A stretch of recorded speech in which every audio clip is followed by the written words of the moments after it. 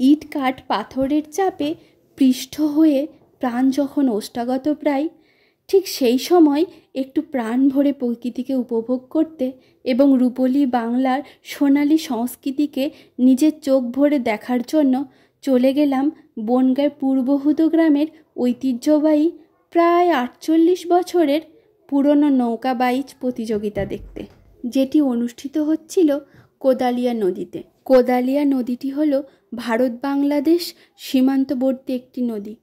প্রতি বছর কোজাগরী লক্ষ্মী পুজো উপলক্ষে এখানে এই নৌকা বাইচ প্রতিযোগিতার আয়োজন করা হয়। ধর্ম বর্ণ নির্বিশেষে প্রচুর মানুষের সমাগম ঘটে এই বিশেষ দিনটিকে উপভোগ করার জন্য। এই সুন্দর মুহূর্তটিকে উপভোগ করার পাশাপাশি ফোনবন্দি করলাম আপনাদের সাথে শেয়ার করার জন্য।